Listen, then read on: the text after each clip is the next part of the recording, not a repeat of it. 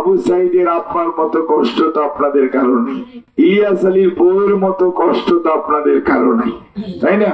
ইলিয়াস আলীর বাচ্চারা জানে না তার আব্বার কবর কোথায় আছে কিনা, জীবিত না মৃত, দে ডোন্ট নো যে তার কোনো মৃত্যু দিবস আছে কিনা। আমরা তো আমার বাপের মৃত্যু দিবসে কবরে যাই, দোয়া পড়াই, আর অবনারা করে। ইলিয়াস আলীর বাচ্চাদের কথা চিন্তা করেন, তারা জন্ম তারিখ জানে কিন্তু হারিয়ে যাওয়ার তারিখ জানে, কিন্তু জীবিত না মৃত এটা জানে না। অল দিস আর থিংস অনেক 74% ভোট। অর্থাৎ আপনাকে বুঝতে হবে যে মানুষের কত আবেগ ছিল তার অধিকার আদায়ের জন্য। সেই জন্যই আপনাকে মনে রাখতে হবে অনেক মানুষের আবেগকে ধারণ করতে হবে।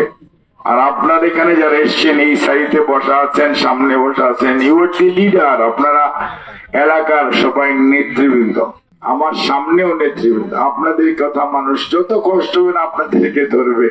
ওই বেটা জাহিদ গেছে কই, ধরো দেখা যায় আপনাদেরকে তো ধরবে, তাই না? কাজে মনে রাখতে হবে যে ইউ আর দি লিডার। কাজে আপনাদের কাজ কর্ম কথাবার্তা চাল চলন everything you need to address that man also. বুঝতে পেরেছেন? কাজে এগুলো কিন্তু দায়বদ্ধতা এবং দায়িত্ব বোধ ইজ সামথিং ডিফারেন্ট।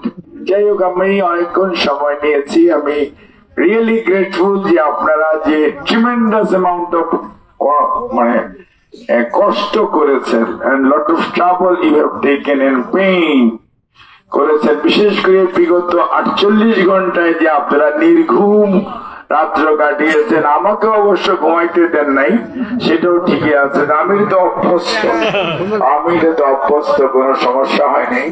কিন্তু আপনাদের অনেকের জন্য খুব কষ্ট করেছে। আজকে একজন মহিলা বেচারি ভোট দিয়েছে বাদুরিয়াতে সময়, তারপরে তারেক রহমান সাহেবের যে জনসভা হয়েছিল, আমরা অনেকে বলি নাই, আমরা যতদূর পারছি নিজেরা সহযোগিতা করেছি।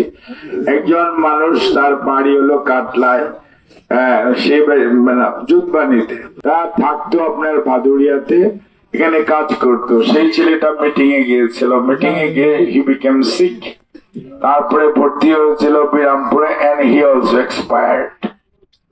কাজে 7 তারিখে একজন, আর আজকে ভোট দিতে, এবং ভোটটা কিন্তু দিয়েছে, মেয়েটা ভোট দিয়েছে এবং ভোটটা আপনাদেরকে দিয়েছে।